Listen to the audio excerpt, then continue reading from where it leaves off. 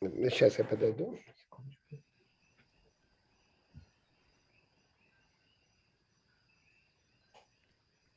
All right, it's setting up streaming.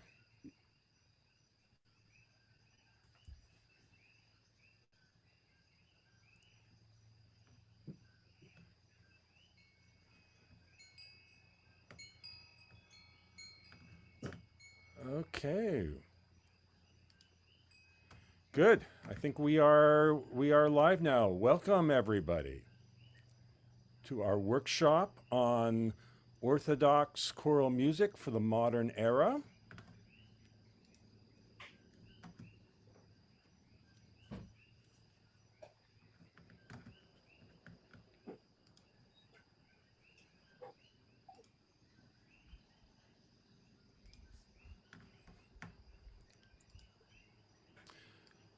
Okay, we'll wait a couple moments to get started. Let's we'll introduce ourselves. Антон Висков, please introduce yourself.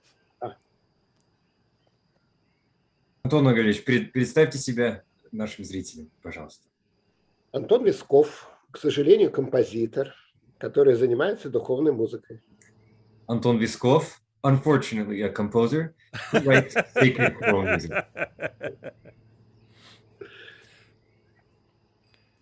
And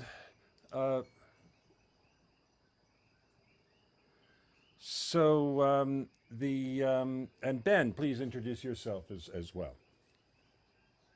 Hi, my name is Benjamin Rifkin. I'm professor of Russian and Dean of Arts and Sciences at Fairleigh Dickinson University here in the United States. I'm also the president of the Yale Russian Chorus Alumni Association, which was founded by alumni of the Yale Russian Chorus to promote international understanding through the music we sing, a large part of which is Orthodox music. The Yale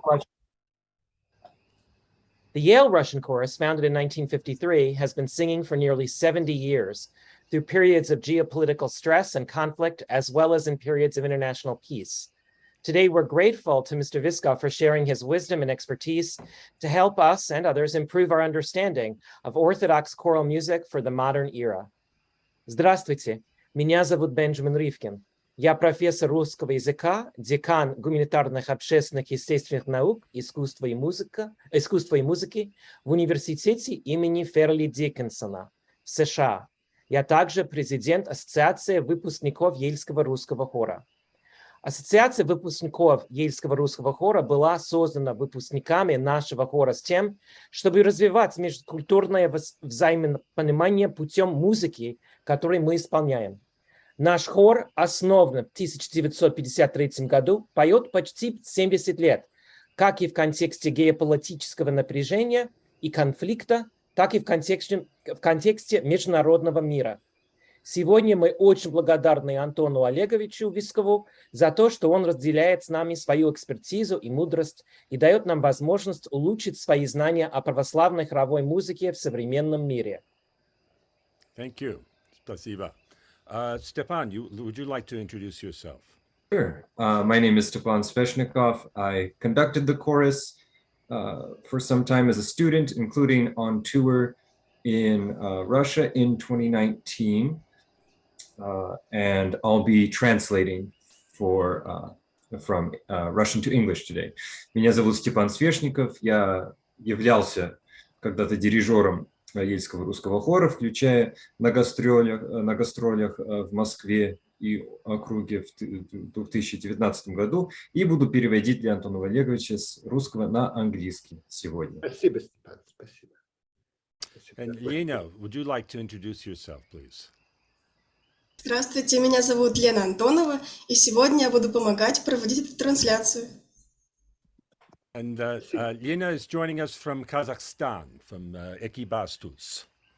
Привет, Экибастуза.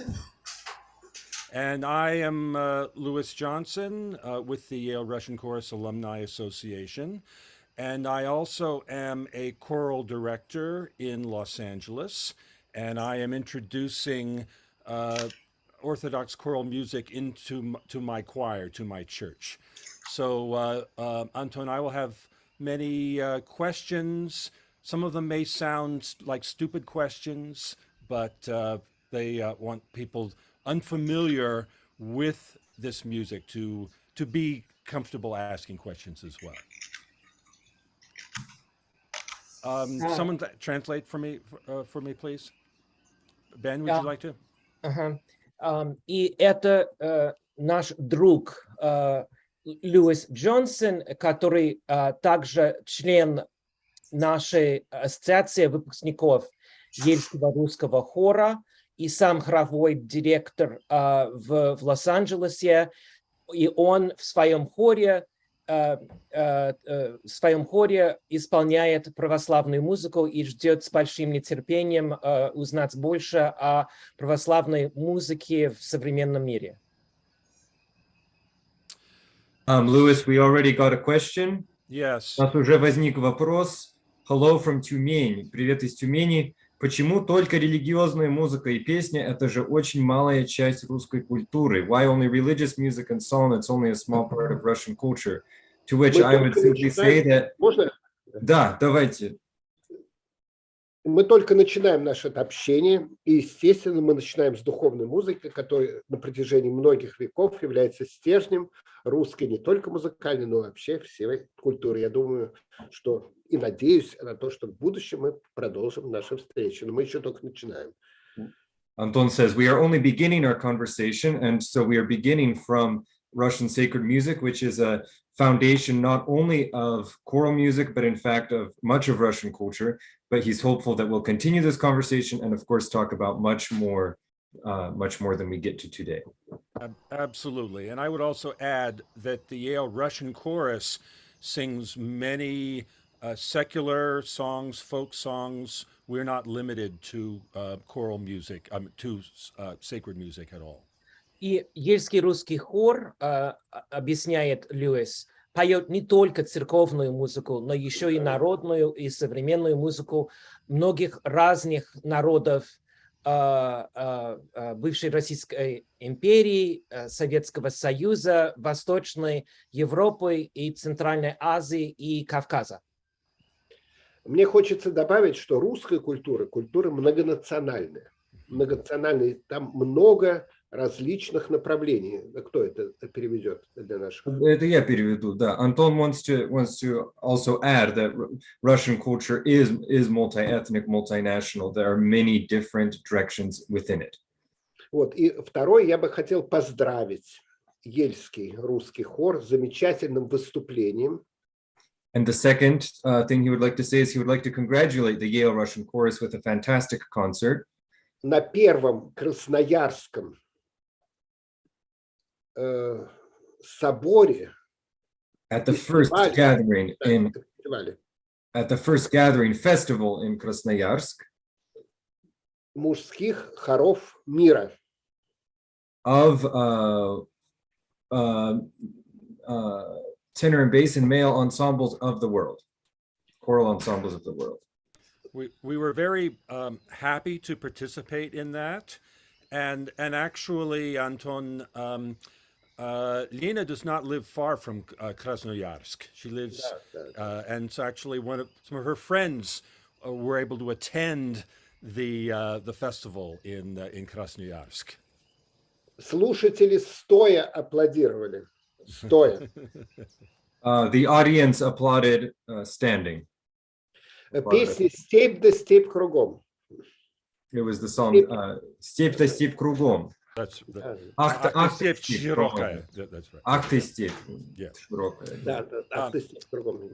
Excuse me a moment. I need to draw the blinds here. The sun is coming up here in Hawaii. Oh, I should mention I am joining you all from Hawaii, and I'm actually here closer to Vladivostok than I am to Ben and Stepan in New York area. Льюис говорит, он сейчас ближе к Владивостоку, чем к Нью-Йорку. Понятно, понятно. Ну, мы можем уже как бы начать показывать вот те ролики, да? Давайте, да. Мне бы хотелось начать с ролика, посвященного новым храмам, которые построены за последние годы в России. Это тот последний, который вы Да, вот, прислали, который я да? прислал, потому что они соответствуют тем музыкальным тенденциям, которые существуют в духовной музыке сейчас. Louis, Anton would like to begin showing some of the clips, and we'd like to Absolutely. begin with the clip I sent you, the very last one I sent you Yep. about the new church. Very good. Смотрим. Come up just a moment. Here we go.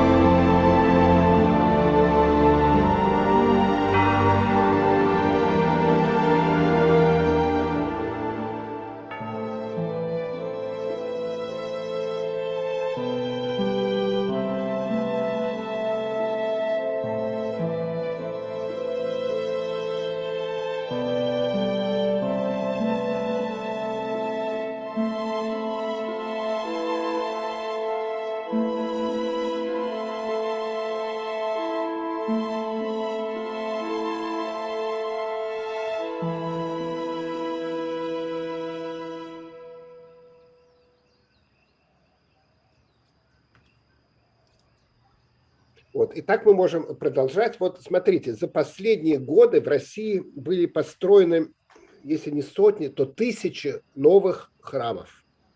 So let's begin. In the last years in Russia, there have been built, if not hundreds, perhaps thousands of new churches. Это православные храмы. These are Orthodox churches. В архитектуре этих храмов мы можем видеть все стили русской архитектуры, которые существовали до этого времени. In the architecture of these churches, we can see all the styles of Russian architecture which have existed up to this point. Средневековый стиль, московское песочество. The medieval style, medieval architecture of the Moscow period. Русское барокко. Russian Baroque. Русский классицизм. Russian classicism. русский стиль, да, the Neo-Russian style, и новорусский стиль. the Russian style and the Neo-Russian style. Такая же ситуация происходит и в современной русской духовной музыке. This exact same situation is replicated in contemporary choral music. Я был членом жюри Всероссийского фестиваля духовной музыки. I was a member of the jury for the All-Russian competition of sacred music. Было прислано 600 произведений. 600 compositions were submitted to the jury. И все Антон, они... Да. when was this competition? Когда произошло это соревнование? В прошлом году, 21 год. Last year, 2021. По благословению владыки Илариона. Under the blessing of Metropolitan Hilarion Alfie. И эти все партитуры у меня находятся, я их смотрел. I have all of the notes for all 600 compositions. И надо сказать, что все стили русской музыки, которые были до того, были представлены в этих работах. And I have to say that all the styles of Russian music which have existed up to this point are represented in those compositions. Очень много произведений, написанных в стиле новой московской синодальной школы. Very many of these pieces are written in the style of the new Moscow Synodal School. Начало 20 века. That's the beginning of the 20th century. И сейчас прозвучит мое песнопение «Тресвятое». Господи, спаси благочестивых. And right now we will listen to one of my compositions, the Trisagion, Тресвятое, Господи, спаси благочестивых, O Lord, save the pious. Давайте послушаем, я потом расскажу о нем. We'll listen to it and then I will talk about it. Louis, do you know which one this is? So that's the first in the list, right, Anton? Первый Первый. по списку, да, Тресвятое? Yes.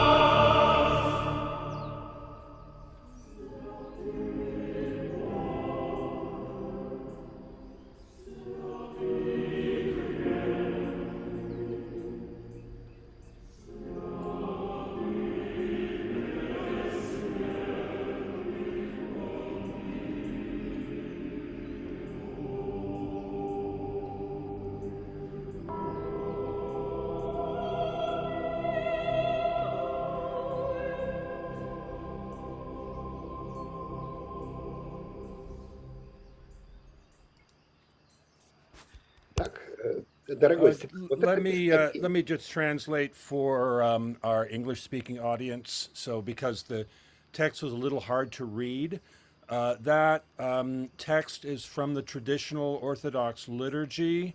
The meaning, the translation of the text is Holy God, Holy Almighty, Holy Immortal, have mercy on us. Льюис прочитал перевод церковнославянского текста просто, что.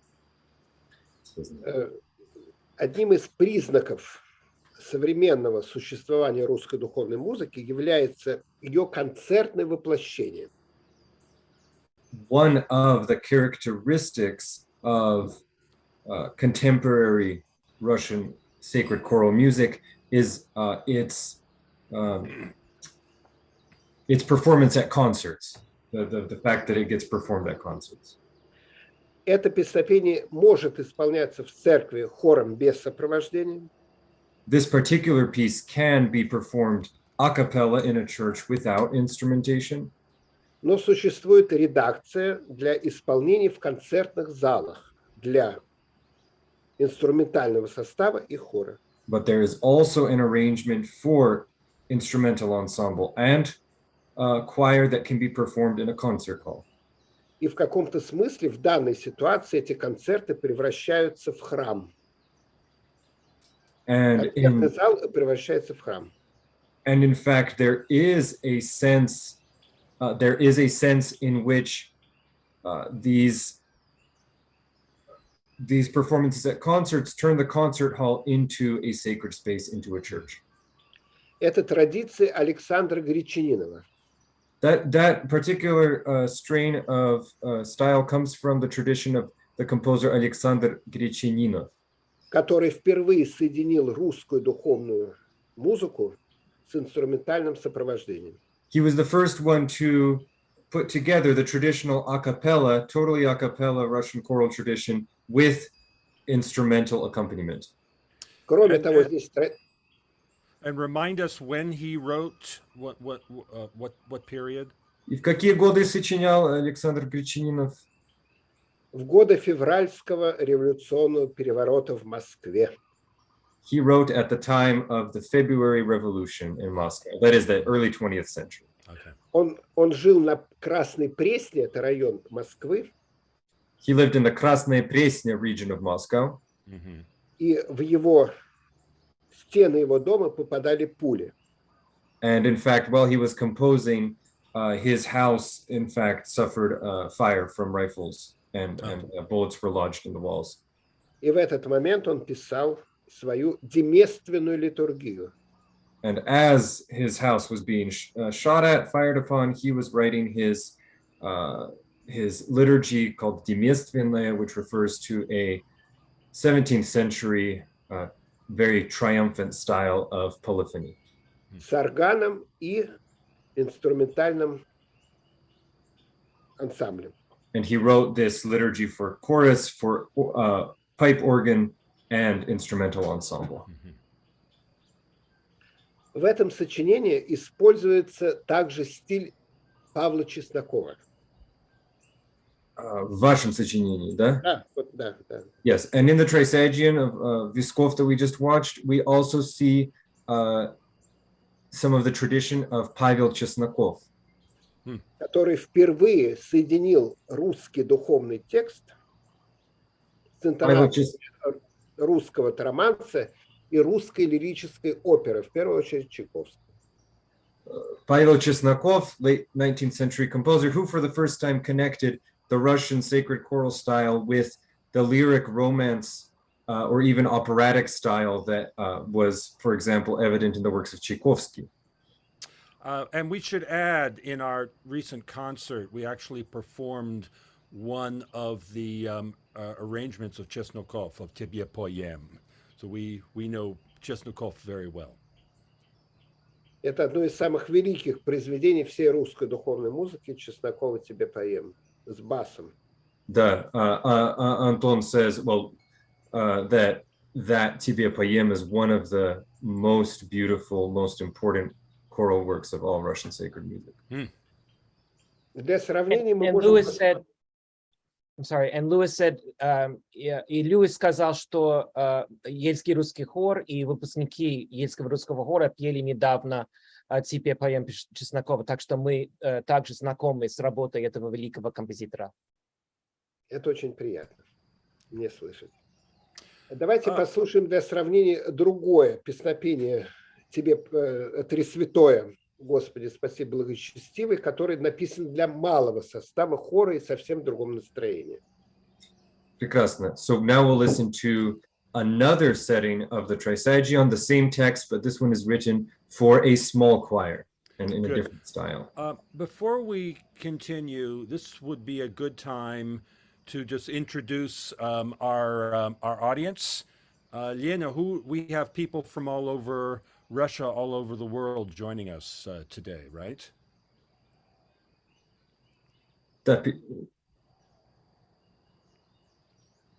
У нас зрители изо всего мира. Правильно ли это, Елена? Расскажите, пожалуйста. Давайте спросим наших зрителей, откуда они. Where are you from? Those of you who are watching us on YouTube, please put in the YouTube chat where you're from.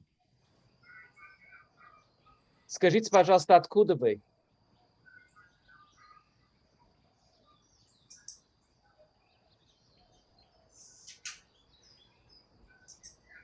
It'll take a moment to get the response. Meanwhile, I'll get the next video ready to start. Louis, why don't you play it while people put their information in the Good chat? idea. That's what we will Мы do. проиграем произведение, и пока вы слушаете, пожалуйста, сообщите, откуда вы, чтобы мы знали. Просто они будут пока вспоминать, где они живут. Да.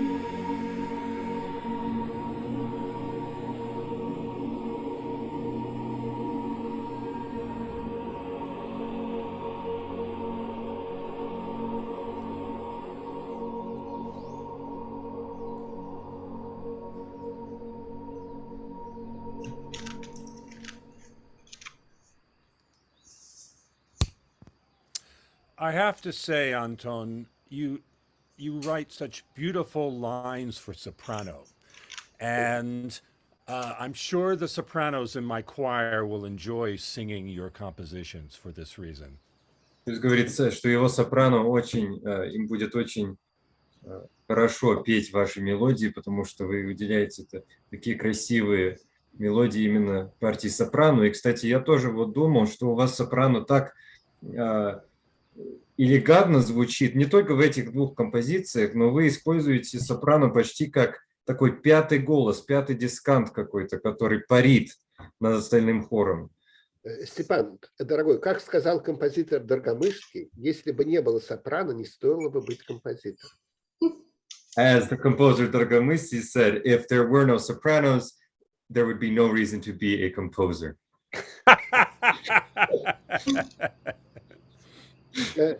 Вы знаете, воплощение духовного текста зависит от того состояния, которое мы хотим передать в этой музыке.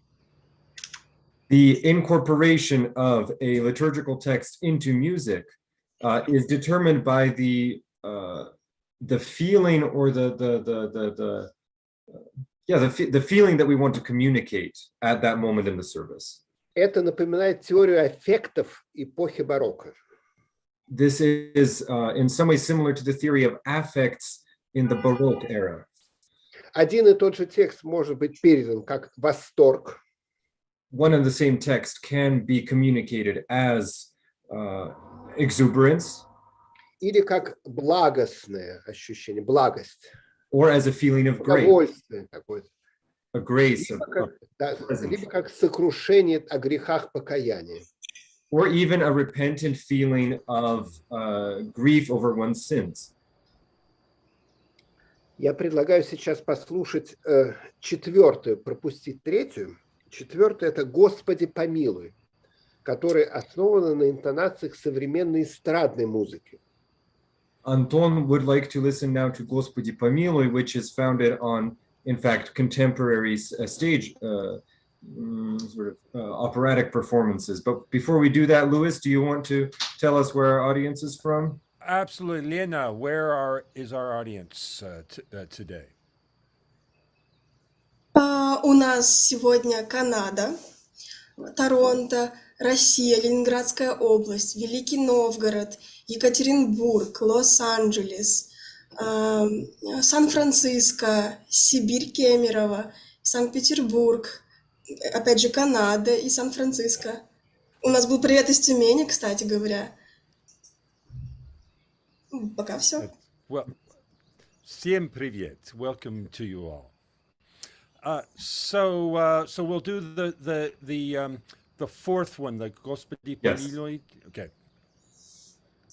Четвертый номер. Четвертый.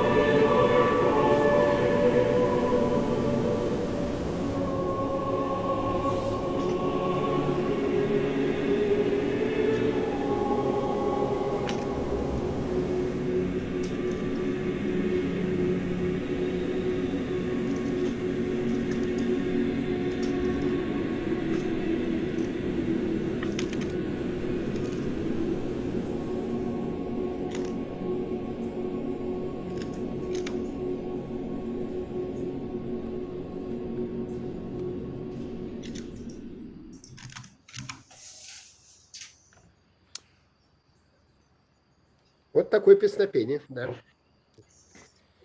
Let me remind everyone on the workshop that when we're playing the videos, to mute your channel. I'm hearing a little bit of background. I don't know where it's coming from.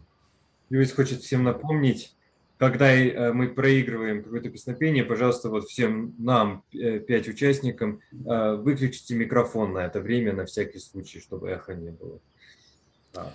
So there was a comment in the chat. Somebody asked, why don't we stream or broadcast more often?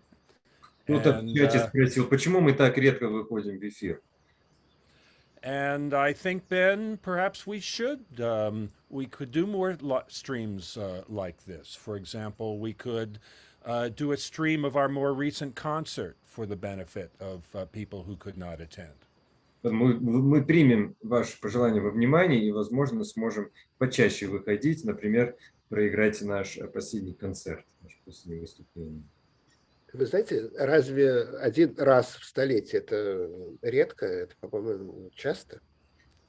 Антон says, once in 100 years is even quite often. Татьяна Розанецкая спрашивает, в каком месте в службе, для какого места в службе предназначено это произведение? What place in the service would this take up? И хотя, Антон, я понимаю, что это концертное, но с другой стороны, это вполне уместно для литии, да? В храмах исполняют за причастным концертом. Ага. So in a church, this would be sung while the clergy take communion. There's this little gap when the choir can often have a small concert. Мне хотелось бы сразу, вот я прочитал те вопросы, которые мне задавали предварительно. Anton read beforehand some of the questions that we had for him. Чтобы узнать о современной русской духовной музыке, And я рекомендую сайт специальный, вот библиотека церковного хора. In order to understand contemporary Orthodox sacred music, Anton would like to recommend a site which is called Библиотека церковного хора, the library of the church choir. Да, там scrolling scores, там движущиеся ноты, scrolling. Да. So the notes scroll on those videos so that you can watch, as we have been doing, the notes at the same time as you hear them. Кроме того, там есть сюжеты лица церковного хора, современные композиторы. That site also includes profiles of contemporary church composers. И, конечно, сайт iCleros. And there's another good site called iCleros, that's icleros.ru, да? Да, где представлены не только российские, но и композиторы с Украины, с Белоруссии, все те, кто пишет русскую духовную музыку из других стран. And that site not only includes Russian composers, but also from Belarus, from Ukraine, people who write contemporary music. Мне бы хотелось... And friends, we will share these links on our YouTube channel after this workshop. Мы обязательно эти ссылки прибавим к видео после. Обязательно, да, спасибо. Давайте послушаем пятое. «Господи помилуй» в стиле русского барокко. So now let's listen to the number 5, another Kyrie eleison. This one, the previous one was sort of in the style of popular music. You may have heard, if you're listening from the United States, echoes of Lord of the Rings. This next one is in the style of the Russian Baroque, completely different style. And we're going to sing this at my church in Los Angeles next week. We are looking forward to this. Go ahead, translate. Это произведение споет хор Льюиса в Лос-Анджелесе уже через неделю.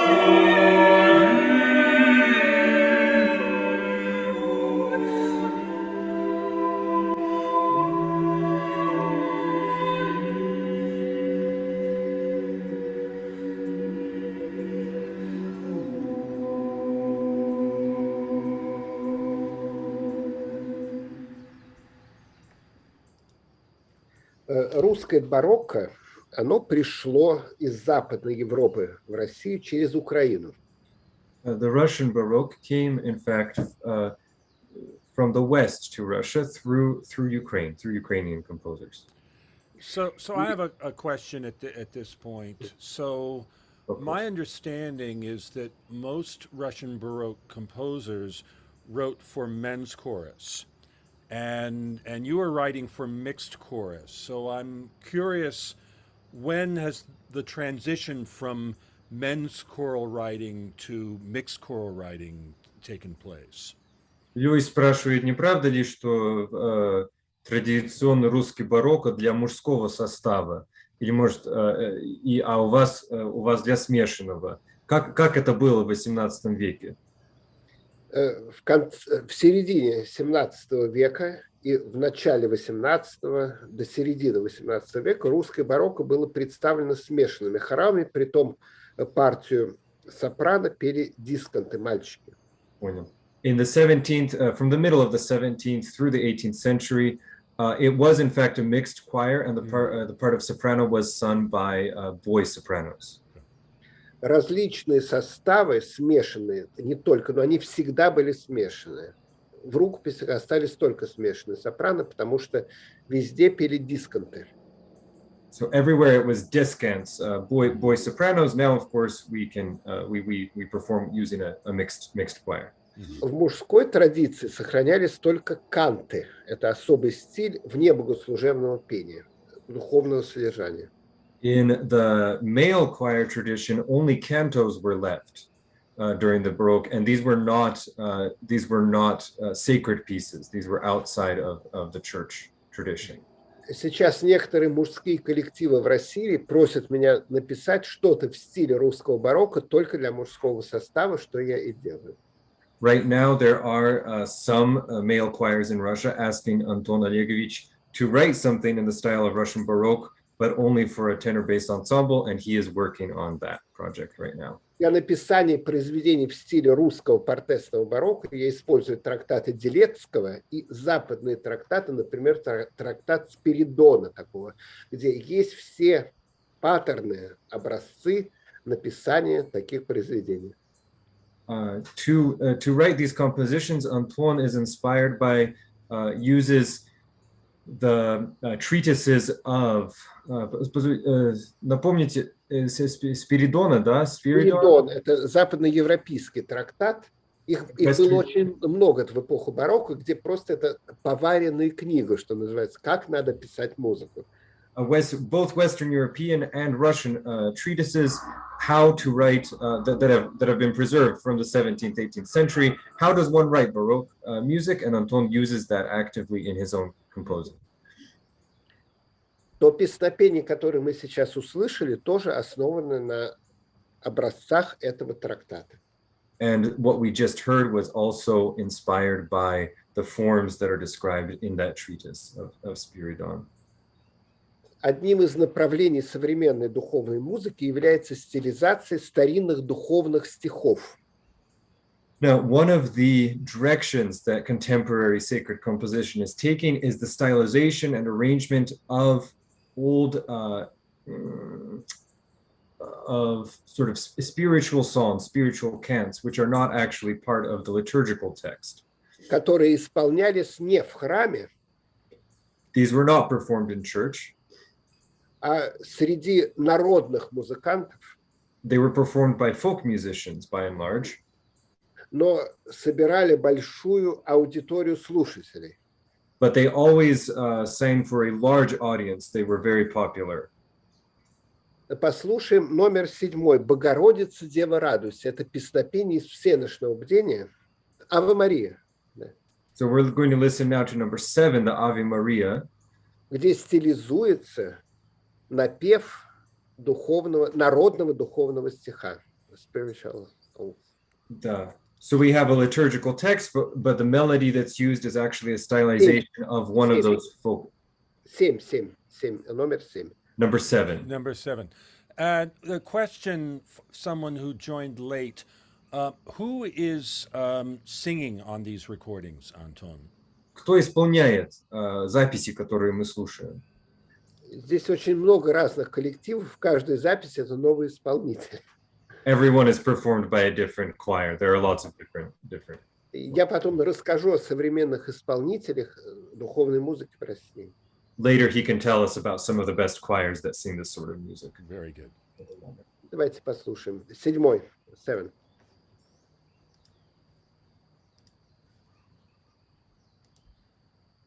Представленный песнопений Богородицы Девы Радуйся стилизует старинные формы народного духовного песнотворчества, когда канонические слова, в данном случае это архангельское приветствие Деве Марии, могли быть распеты, например, на манер протяжной лирической песни.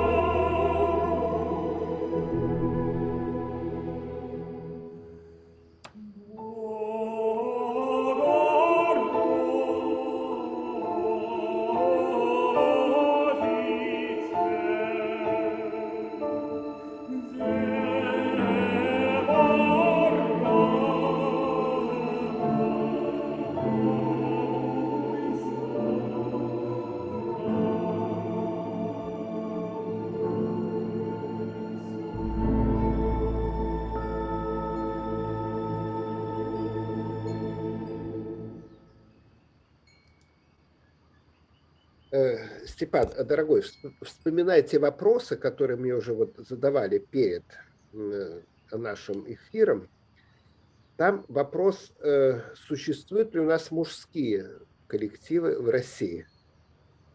There was a question that was asked before we began recording in an email about about male choirs and male choirs singing in church music in Russia. Огромное количество замечательных коллективов, которые существуют и при монастырях, и при филармониях, концертных организаций. There's an enormous number of male choirs which are mainly concentrated in monasteries and with philharmonias. В Москве можно назвать 4 замечательных коллектива: хор Сретенского монастыря, In Moscow, we can name 4 great ensembles. There's the choir of the Sretinsky Monastery, хор Новоспасского монастыря, the choir of the Novospassky Monastery, хор подворья Троице-Сергиевской лавры, the choir of the Representation of the Holy Trinity Sergius Lavra in Moscow, и хор Даниловского монастыря, который организовал первый фестиваль мужских хоров всего мира в Красноярске. and the choir of the Danilovsky Monastery, which was responsible for organizing the festival which recently took place in Krasnoyarsk of male choirs around the world. В Санкт-Петербурге это хор Валаамского монастыря. In St. Petersburg, we have the Valaam Monastery Choir, which many have heard. Оптиной пустыни, подворье Оптиной пустыни. The Representation Church of the Optina Monastery. И хор подворья Александра Свирского монастыря. And there's an Alexander Svirsky Monastery, which also has a representation in St. Petersburg with a beautiful choir. И специализированные хоры филармонии, Воронежской филармонии, хор «Ортодокс». There's a choir called Orthodox, which is attached to the Philharmonia в каком городе? Воронеж. In Voronezh. Yes, the Voronezh Philharmonic. И Петрозаводский хор Карельской краевой филармонии, это мужской хор. And the Karelian Philharmonia in the northern city of Petrozavodsk has a fantastic male choir. И, конечно же, Красноярский мужской хор. And of course, as we already know, the male choir in Krasnoyarsk. И множество других хоров, которые сейчас просто невозможно вспомнить. And there are many, many more which we can't even recall at the moment. Был вопрос об использовании инструментов в православном богослужении. There was also a question about using instruments during Orthodox Church services. For those who are unfamiliar, if there is anybody with the Russian Orthodox tradition, instrumentation was always forbidden, not explicitly, but tacitly. В современной православной традиции использование инструментов не допускается. And in the contemporary Orthodox tradition, using instruments, including organs, pianos, is not allowed. It's forbidden. В то время как в византийской традиции, откуда пошла русская традиция, орган допускался. But meanwhile, what's interesting is that in the Byzantine tradition, which is where the Russian tradition has its roots, the use of the organ was normal and in fact is used during the present day. Он тянул длинную ноту, не прерывающуюся, во время сольного исполнения песнопения. The organ would play one long note, an e-son if you like, during a solo. So you would have the organ underneath and a solo voice above. В европейской традиции это называлось органум. In the European tradition, this was called organum. А в греческой исон. And in the Greek tradition, it was called ison. Кроме того, в записках некоторых путешественников XVII века написано о том, что орган использовался в православном богослужении в Киевской Руси. And besides this, in the diaries of some travelers of the 17th century, we have witnesses to the fact that organs were being used in the Kievan Metropolitanate at the time. Кроме того, в начале XX века использование органа в православном богослужении обсуждалось на поместных соборах. Now, and at the beginning of the 20th century, the use of the organ during liturgy was being actively discussed at the local church councils in Russia. Из-за введения органа или физгармонии выступал композитор Гречининов. The composer Grichininov, whom we have already discussed, mentioned, he really wanted to introduce organ into church music. Однако большинством голосов его предложение было отклонено. But by a majority of voices, his proposal was voted down. Сейчас мне хотелось бы предложить вам послушать современное воплощение духовного православного текста. Now I would like you to listen to a contemporary arrangement, incarnation of a spiritual text. Когда православное песнопение исполняется в сопровождении современной электронной музыки. This is an example of when traditional Orthodox music is actually being accompanied by electronic music. A number... Так, 9. Nine. Nine. Okay. Number 9. We've been going for an hour now, so I suggest we make this the last recording, and then we will open up for any questions that the audience might have. Время нас прижимает, поэтому прослушаем последнюю запись, да. потом уже вопросы пойдут. Да, конечно. Да. Sorry, это... No. Not this one? 9. Number 9, Lewis, is that? Number Hang 9. on. Mm-hmm. It is listed as number 9, Deva Maria. That's not the one? Название. Богородица Дева. Богородица Дева. That's the 8, number 8. 8. Хорошо.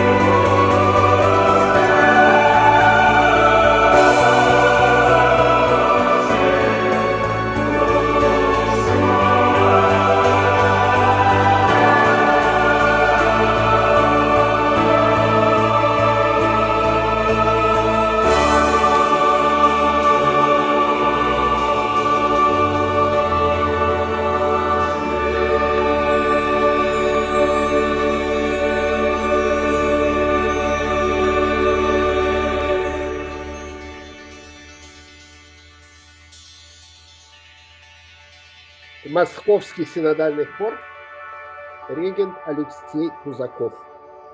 This is the Moscow Synodal Choir under the direction of Alexei Puzakov. So while we're waiting for questions from our audience, I have a question, which is in contemporary Orthodox services, does the ministry sometimes include compositions from Western composers, or is it just Russian and Slavic composers typically? Льюис хочет спросить, в современном богослужебном исполнении существует ли практика внедрения западных композиций когда-нибудь, или исполняются только композиции русских, украинских, белорусских композиторов? Наш духовный вдохновитель – это владыка Иларион. So for Anton, one of the big musical inspirations, and in fact for many Russian composers, is Metropolitan Hilarion Alfeyev, который сделал переложение музыки Баха со словами херувимской песни. and in fact he used the text of the cherubic hymn, one of the central pieces of the Orthodox liturgy, and set it to music by Bach. В частности, из реквиема Верди, херувимские, есть самое начало. Вот это. Partly the Verdi Requiem he used for a cherubic hymn. И это было уже в XIX веке в России, когда, например, «Аве Верум» Моцарта исполнялась со словами херувимской песни. And even in the 19th century, the Ave Verum by Mozart was used to set the text of the cherubic hymn. Interesting. That's I would be interested in seeing that. That actually is one that we often sing in our choir in Los Angeles. I'd like to see it with the Slavonic text. Льюис использует ту же мелодию, но у них текст другой в Лос-Анджелесе. Мне бы хотелось, вот интересовались новыми произведениями русской духовной музыки. Да. Зрители, да. There was an interest in brand new compositions in Russian sacred music. Мне бы хотелось представить, вот сейчас видно? Нет. Да. Вот, есть. Антология русской духовной музыки, изданной в австрийском издательстве Helbling. This is an Austrian edition of Russian a cappella music, an anthology. С очень хорошей, господи, альтерацией. Ну, как сказать, перевод на английский, с английским текстом. Да, with a very good translation into English. Редактор, композитор Павел Брохин. Paul Brochin is the editor and a composer himself. Первый том – это русская духовная музыка. The very first volume, this comes in multiple volumes, is Russian sacred music. А второй том – это русская светская, секулярная. And the second volume is Russian secular choral music. Он только что вышел. And the second volume has only just been published. Ну и, конечно, музыка Русика – это главное издательство, которое распространяет русскую духовную музыку с английским текстом, с английской транслитерацией. And this is a great way to includes English transliteration. So there's an interesting question, maybe Stepan, why don't you read it for Anton's benefit? Yes. Есть ли какие ultra-trendy things that he does not like? Да. Есть ли какие-то ультрамодные, так сказать, новшества в православной хоровой музыке, которые лично вам не нравятся? То есть какие-то тренды, скажем так. Дело в том, что сейчас многие люди выражают свои духовные чувства. The issue is right now many people are expressing their spiritual feelings. И если это даже не соответствует моему представлению, Я пытаюсь понять их. And even if this doesn't accord with my own tastes, I try to understand them. Потому что я понимаю, что они делают это искренне. Because I understand that they are writing this out of sincerity. И вообще вся музыка, она основана на принципе нравится, не нравится. And in fact, all music is founded on the principle I like it or I don't like it. Потому что до сих пор в России идут споры, надо ли русскую духовную музыку петь в стиле западноевропейском, начиная с барокко, или в традиционной средневековой одноголосной манере. And in fact, one of the biggest divides, I like this, I don't like this, is whether to sing in the tradition that came through Ukraine of the Russian Baroque polyphony or to stick with chant. So there's an equivalent to Gregorian chant that's part of the Russian tradition, знаменный. Мне все нравится, и я всему нахожу, чему поучиться. Anton likes everything, and in everything he finds something that he can learn from. Все очень интересно. So one question that just came up for you, Anton, from a member of our choir in Los Angeles. She asks, I wonder if our choir might work on the last selection that we listened to. So Anton, if you send me the sheet music for that, we'll take a look at that. I'm sure we would love to prepare that. Кто-то из хора в Лос-Анджелесе спрашивает, есть ли ноты для последнего произведения. Они хотели бы тоже исполнить его в США. А последнее какое у меня? С электронными инструментами. Well, so we'll have to come up with another arrangement, but we can discuss that. Любые нотные и электронные материалы в вашем распоряжении.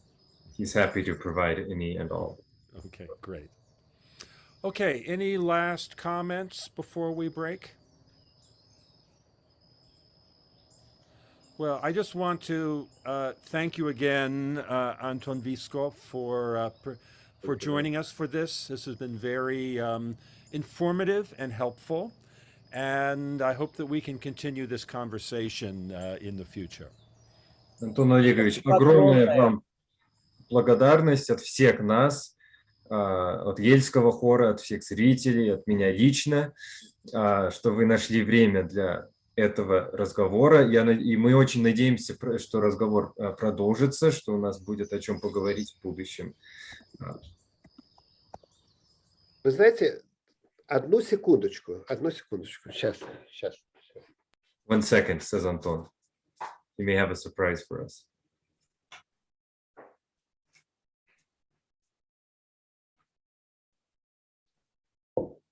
Дорогие друзья, мне бы хотелось выпить, вот видите.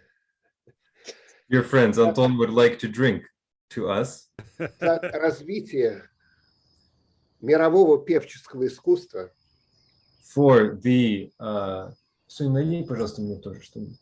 For the furtherance of choral arts across the world. И за сотрудничество в развитии этой области.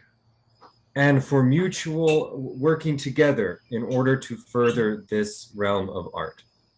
Потому что только наши совместные усилия Because only by coming together, only by working together, смогут защитить мировую культуру духовную. can we defend and further spiritual and artistic culture worldwide. И за здоровье всех. And for the health of everyone. Антон Олегович, что вы пьете? Я пью коньяк, но надо водку пить, потому что я пью коньяк. Я вижу, что это не водка, да. Нет, это коньяк, да, потому что коньяк – это напиток творческих людей. Да. Cognac is the drink of artistic people. За ваше здоровье. To your health. To your health. На здоровье. Здоровье. Okay, everyone. Bye-bye for now.